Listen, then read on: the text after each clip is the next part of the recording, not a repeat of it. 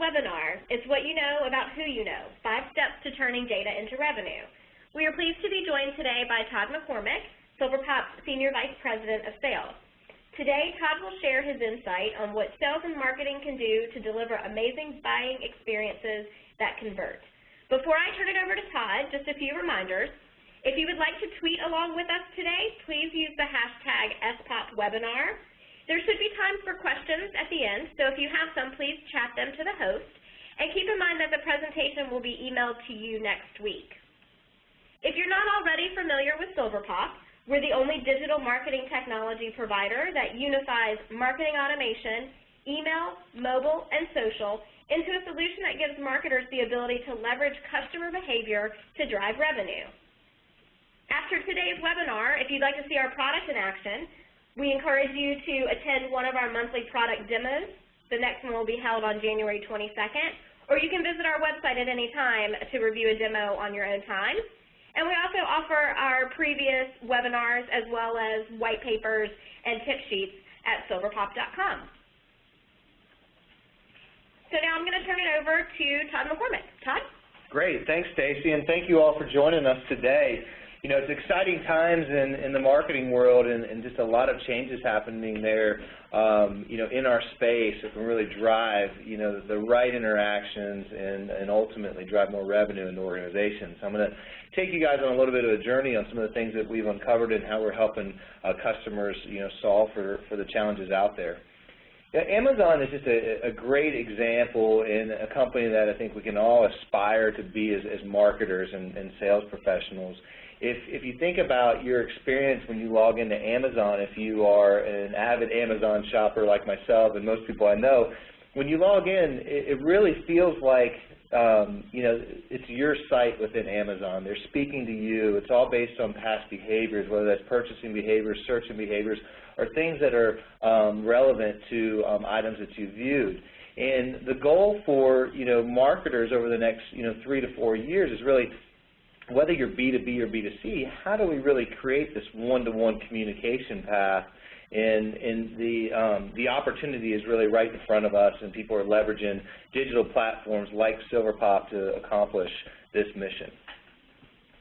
So, you know, you think about 65 million years ago, dinosaurs were roaming the world, and, you know, what happened, you know, to make them extinct? And if you answer the question of, you know, to that is really why, and it's biological changes that made them less competitive than other organisms. And, you know, right now there's several biological changes happening within marketing that I'm going to run you through right now. IBM published a study this past year and talked to over 1,700 CMOs. In the top 4 changes that they were concerned about and trying to solve for, it was data, it was social, it was mobile, and multi-channel. And everyone is trying to figure out, you know, strategies to support, you know, these challenge initiatives in this changing marketplace. And so we'll run you through, again, a couple of different examples and how we're helping solve for this. Let's think about it. I mean, if you think about your, just in a social sphere, you know, it's grown from 3 or 4 options over the last couple of years to 8 to 10 to 15 different options just within social. And so, you know, you need to figure out how you are interacting via social, how you're embracing social, how you're communicating effectively. And the last piece is, what data are you gleaning from your social properties on your prospects and customers to interact with them differently moving forward? Then, you know, marketing was a lot simpler a few years back. You know, when it was just the web and search and email, you know, you had 3 channels that you really focused on, and most companies figured out how to maximize these channels fairly effectively, you know, and saw really consistent returns. Well, now it's, gosh, there's this explosion of opportunities. You know, now it's video, it's SMS, you know, it's Twitter, it's LinkedIn, it's Flickr, it's search, online. I mean, there's so many different, you know, channels in which you have to figure out, you know, how you're going to communicate, how you're going to engage, and how you're going to leverage these properties. And it can become overwhelming if you don't have the right pieces in place in the back end to be able to manage this effectively for your organization. Another change happening out there is really, what are your buyers doing today? And, there's a lot of different statistics out there that talk about the percentage, really when a buyer engages with a company, they're like 57% through the buying process when they actually say, hey, I want to talk to a sales rep. And so that creates challenges for marketers because you ultimately have to figure out how do we become best, or how do we become one of the best alternatives when they're out there searching, whether through its peer groups or social or search. How do we stand out, and how do we create content that solves for the challenges that they're searching for?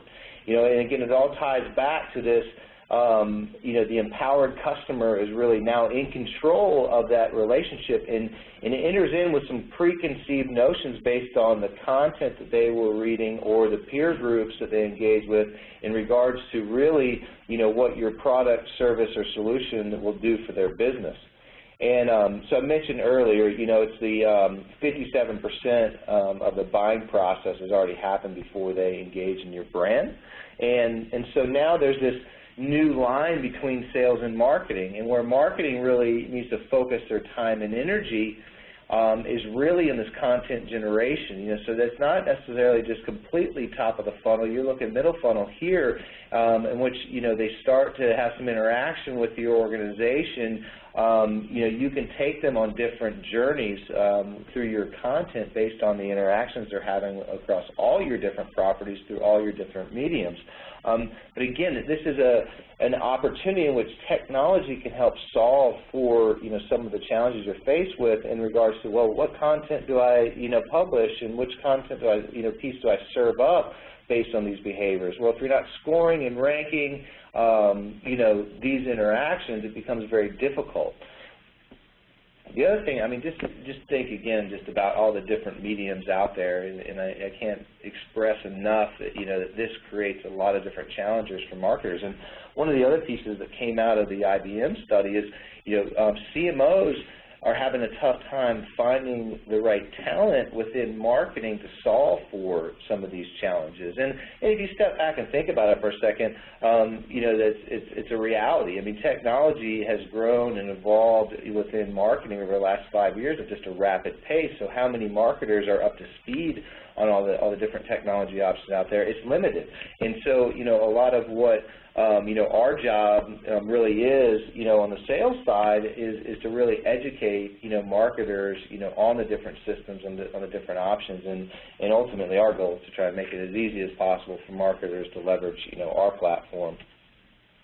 One of the other changes out there, and we're all aware of this, but just the explosion of the device world, and you talk about just, iPad is one example, but, why is this such a large challenge for marketers today? Well, it's about how your content is displayed across all these different, devices. So now it's not just about, okay, we need to figure out how to create dynamic content. Now we need to create dynamic content, that we can serve up on an iPhone, an iPad, an Android, across all these different devices. And oftentimes you really have to design these templates dynamically different in regards to how those devices are used and how you interact with those devices. So just one more challenge in the changing and evolving world here in marketing. So what can we do? We could throw in the white towel, we could become extinct, or we can work to solve for these. And I think that, again, where marketing professionals can really step it up is really owning this gap. And it really becomes that content strategy as a component of it. But you really need to start, capturing more and more data on every interaction with your brand so that you can then turn around the content and deliver the right content at the right time to your audience. So we talk about, what buyers are looking for. They're looking to be educated. And so, a lot of people talk about, okay, well, we need to have content around, features and bells and whistles. No, we need to have content around how we're solving for challenges that our buyers have. And, and that's what, our customers are really looking for. And if our content speaks highly to the fact that we can help solve for that, and then you flow them through your process, and when it gets to a rep, the rep picks up that conversation the same light. You can see massive increases in your return on your investment in regards to your content strategy. So content is the marketing fuel behind all of this, and so how can, marketing step it up? Well, we need to start with, on one piece is how do we start to gather more information and more intelligence on our audience so that we can deliver the right content to them at the right time? Well, automation is the first step in this equation. And automation, a lot of companies that have started with their automation programs, which is a staggering statistic. Less than 10% of companies in North America are actually leveraging marketing automation technology right now. And so there's a tremendous opportunity to figure out how to leverage, why to leverage, and what to do with your automation system. So it's not just the baseline scoring, it's leveraging your automation tool to bring in all this data and then start creating scoring rules and so forth, and so that you can then, again, deliver these prospects to your reps at the right time in their process. So you're capturing everything from the data, the scoring, your social information, things coming into the web. So all these things coming into one system gives you a lot of power. But there's a lot of companies out there that are just stepping into automation, and we're teaching them how to really leverage these platforms to get the most out of their investment. So you have the automation piece, and then you roll over into behavioral marketing. And again, that talks to a lot of things I'm talking about is, how do we capture information to help us drive our message, more effectively? And Emerson says, it's, what you do speaks so loud that I can't hear what you say. And that's really, kind of the old school mentality of just kind of this batch and blast. And it's more about relevance today. So let's talk a little bit about behavioral marketing and marketing automation and the power of this. Without automation, without behaviors, and without a persistent database, you're really, all you're doing is sending out a bunch of emails in the old batch and blast mentality that really lack relevance to, 98% of that audience. And that's why we're looking at 2 to 3% return, on the batch and blast, which we can improve upon drastically. Behaviors minus, automation plus the persistent database, you really don't have the ability to scale your programs without the automation component. Now, if you have behaviors, a persistent database, and automation, well, now the sky's the limit because that information is going to continue to grow and evolve in your database, and you're going to be able to do so much more with less. And it's not about just dropping lists in here. It's about being able to, effectively maximize, based on the audience that you have today. But we'll talk about some different ways in which you can continue to grow your user base, but not by just purchasing lists. So I've kind of alluded to this, but we're on this path to behavioral is the way that I like to describe it. And it all started with, email. And email has been a very successful way for marketers to engage over time, increase, revenue within their organization. But it all started with kind of the mass mailing in which you got your list, and every, Monday at whatever time, you had an individual on your marketing team press send, and that was just the way that we did things, right? Then companies moved away from just, this blast to all and started segmenting the list, and they saw an uplift in their return when they went to segmentation. But when you move, from just those core and you start to move into the automation, then you can start delivering based on time. And there's some powerful information out there. If you're in the B2C world, say buying for your children as an example, and you're typically searching Amazon or searching whatever site, say at 9 p.m., and that's the time that you're out there shopping. If you as a business can understand your consumer is out there at 9 o'clock all the time, well then your highest likelihood in return on your email program would be to deliver that message at 9 versus say that Monday at 8 a.m. So there's just a lot of power in this automation in regards to when, where, and how to deliver the message. The next phase as you move up automation into behavioral, then it's capturing all of the interactions that are happening across all of your properties and drawing scores to those interactions, ultimately allowing you to really deliver a one-to-one communication stream with everybody within your database or interacting with your brand. So this is kind of the path that we're on, and we're really helping companies go from, mass mail or wherever they are on this journey. We lay out this path to behavioral, and we step our customers through this process over time. And so it's not where you just turn this thing on and you're ready to go. We really help our customers through this process. Some of the things that we'll talk about is, you talk about data we have data in so many different areas of our business today, whether that's customer service data or the data that's in our CRM system or just product data, shopping cart data for B2C, the demographics that we have, and all the behaviors happening out there. It's, marketers try to figure out, what do I do with all this data, and how do I bring all this data into one system that then I can react upon and become advanced in regards to my marketing efforts.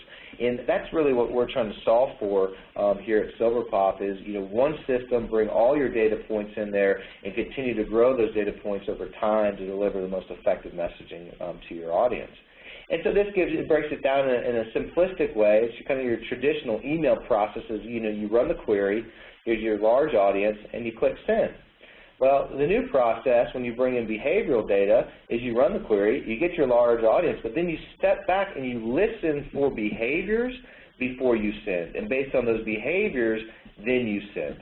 And so that really starts to get into the individual messaging. And it might be I send an email, or it might be just that I publish dynamic content versus an email, or I engage with them on our social properties because that's where they're spending their time with us. And so, again, it's just about let's communicate to our audience, when and where and how they'd like to be communicated. And I think if we get back to that Amazon example, then we know our likelihood to purchase from that brand or engage in that brand, increases because it's more relevant. So unlocking, the automation and moving to a persistent marketing database, you bring in your contact list, right? And I think we all know that component. But then we start bringing in, say, event data, our support data, our product data, our information that we have in our CRM, system on our prospects and our customers. Then you start layering on the behavioral data on top of all these other components of data that you brought into your engine, and then you start maximizing, on that investment. So what really falls into, the behavioral data? And it's everything from watching a video on your site or downloading the file, opening an email or clicked on a link, or they visited a certain portion of your website, they visited your social property. As soon as you start turning on tracking and on all your properties and all your sites, all your landing pages, these are the behaviors that you start, or these are the areas in which you start deriving the behavioral data from. So a little bit on the social piece. Social is, it's fascinating to see the evolution and the speed in which social has grown. The challenge is how do we start maximizing, and how do we start, creating more engagement in social, and how do we leverage the visitors that are coming to us via our social properties and get them into, our marketing engines. There's a lot of different ways to approach it. And one of the ways that we're helping, companies in regards to growing their audience is using our social sign-in feature. And 66% of users out there would prefer to, engage with your brand and log into your brand or sign up for your newsletter or what have you using social sign-in versus, name, first name, filling out all the fields. And so this is a really easy, fix, and we're seeing, a great uplift for our customers in regards to turning on social sign-in. I think for SilverPop, we saw about a 240% uplift in engagement, and I think it was growing our newsletter off of our Facebook page.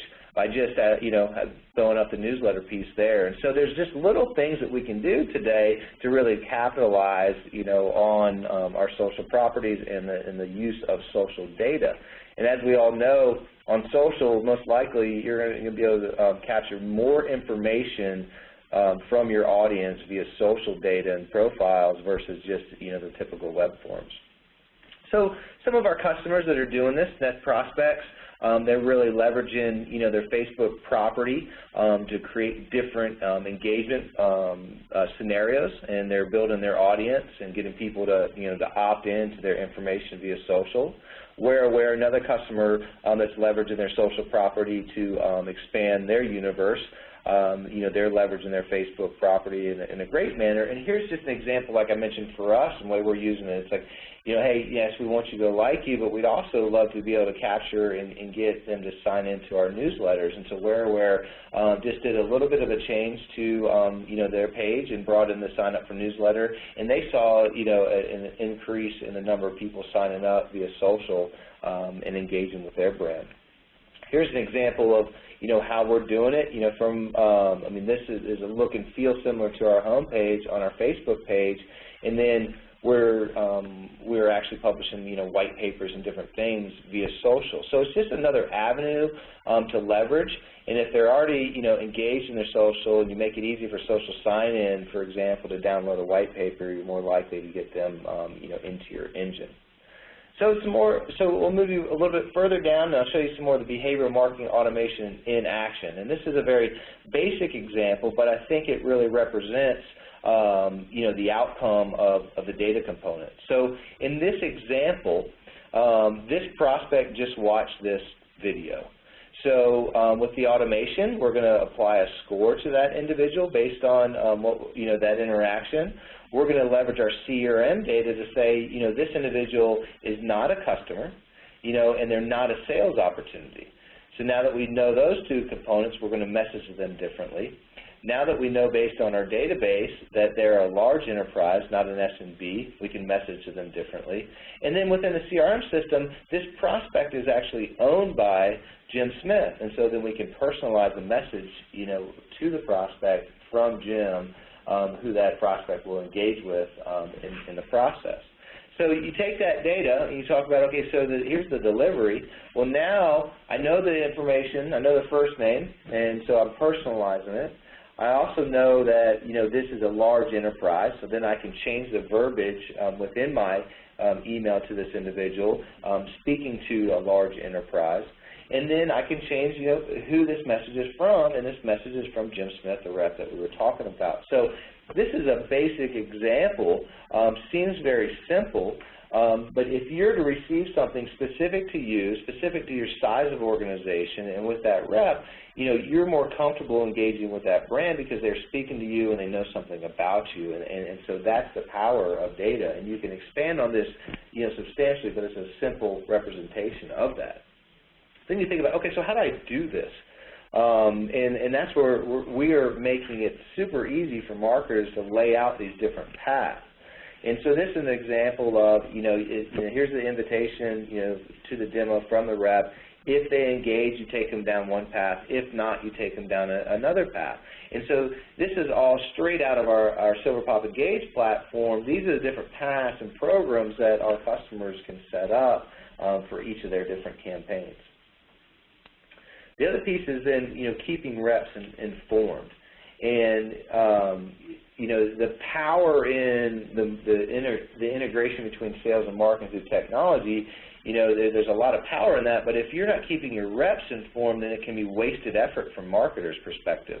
There's 24-hour SLAs, and most of the time, if somebody raises their hand and says, well, I want to, speak with your organization, if you don't engage with them within 24 hours, well, remember, they're on this buyer journey without us, and your brand's probably not the only one that they were seeking out, and so they've probably engaged with several brands, and so you want to make sure that you are alerting the rep in a timely manner so that they can engage with them potentially ahead of the competition, giving your organization a leg up on that opportunity. With prospects and clients as well, it's, it'd be great to know, if they're on your properties, where they're engaging, and to alert the sales reps to trigger, a call or an email or just, a communication out to that, opportunity. The last one is, again, with existing customers, there might be potential upsell opportunities that we're missing out on because we're not capturing the behaviors of our customers. If one of our customers is on a product page or on a feature page which they're not using today, how great would it be if you could notify the account manager or that rep that, hey, your customer was looking at this product which they haven't purchased from you yet, and so it's an opportunity to potentially identify an upsell opportunity a lot faster in the process, which as we all know will increase your return. So you're tying these whole things together. You're creating these programs based on behaviors, for lead alerts. You're sending the lead alerts to the reps at the right time based on the level of interaction with your brands. You're turning on web tracking across all your properties to make sure that you're informing everybody. And the last piece is that CRM, integration, because that's most of your information in regards to size of opportunity, who owns that opportunity, product suites in there. That's sitting in your CRM database. And so it's a combination of all these things working in conjunction to drive more results. So I'll take you through a couple of different examples. I mentioned net prospects earlier. The beauty of the net prospect story is, they started leveraging behavioral and web tracking. They've been increasing their social presence, leveraging that as an opportunity, and they're taking all these things into account when they built their scoring model. The next slide, these aren't the specific scores, but this gives you an example of, kind of the scoring underneath an organization, and you start tying positive points to certain things and negative points to others, which I think we all understand the scoring in general, but now you're bringing more things into the fold, which expands, kind of your point system that you need to look at, and you need to start looking at different interactions, with your brand and where they're interacting with you to drive, the scoring, which will drive them to the rep at the right time. Then power of personalization, and I love this example, and Air New Zealand's just done a great job of really personalizing this experience. The lady that you see to the left, Helen, she's actually, she was on the flight, right? So she was a flight attendant on the flight that this individual was on. They're headed to China, so they're bringing in so much personalization, to this. So they have a picture of their entire employee database that they're leveraging as part of their, as part of their marketing efforts. And so they know based on, your flight schedule, where you're going. They're serving up, weather, tips for your destination, where not to go, where to go, but very specific to that individual traveler. And they're capturing, this data across a lot of different, areas of their business, whether it's, the registration system or whether you're on file as part of their, frequent flyer program, your destination or where you're going. So they're bringing in these data points from several different systems into the SilverPop platform that gives them the ability to deliver this personalization. Then, as you come back into the U.S., well, another picture. Well, this is actually Suzanne, and she was your flight attendant on your flight back. And, so you can see just, how personalized you can really get with your message, which just gives your customers just a fantastic experience, and, you're showing them the love that you actually care about them, and you know what they're doing. So if you look at all the different areas where they brought personalization in based on data they were capturing behaviors, you see all the different areas in their communication, which they can then change based on all the data points that they're capturing, which is really just it's a fantastic example in the power of data and behavioral tracking. The last example I'll run you through is Legacy Publishing. And some people might be familiar with this, but this organization really helps parents of troubled children, and has a lot of great information and really helping parents with some difficult scenarios.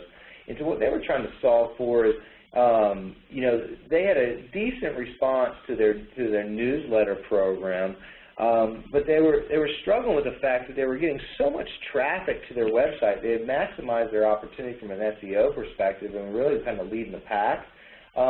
But their website needed some work, and they're trying to figure out how do we solve for the fact that we're trying to help so many different parents that are coming to us with multiple challenges, but we're really kind of just speaking to one audience. And so we recommended that rather than just a basic, opt-in to a newsletter, and sorry, let me skip ahead real quick, traditional kind of opt-in form, enter your email address and receive our free weekly parenting newsletter, we said, well, based on like the 9 different tracks that you guys have identified, what if we put together, a questionnaire real quickly so that they could fill out a couple fields for you so that you could deliver more relevant content that spoke to them. And so we did that. And we created this new pop-up test for personal parenting. And we just put in some basic questions to guide the next, communication string. And so as they started to fill out this information, then they were serving up more relevant content and they get more people to opt into their communication. And so it seems very simple, and it really is. And the idea here, again, is to make sure that if somebody was going to engage with your brand, we'll make it as powerful as possible. And so we set up these tracks, and if you click on, ADD or ODD for your kid, then the next thing that comes up is an email that is specific to you based on the information that you put in there. So again, simple concept, but drove just an unbelievable return on their campaigns. And so I'll go through, I've already shown you kind of how the tracks look in our system, but here's the 9 different tracks that they created, very simple tracks, if this, then this, if this, then another path. And very simple program to set up within the Engage platform. So let's talk about the ROI. I mean, this is where it just becomes really powerful. Increased capture on their website by 400%.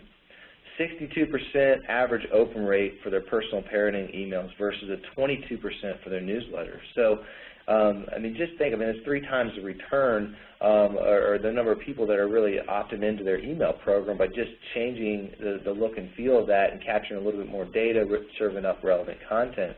Overall, what did that mean for revenue? 260% lift in total transformational sales, over their current, kind of welcome campaign.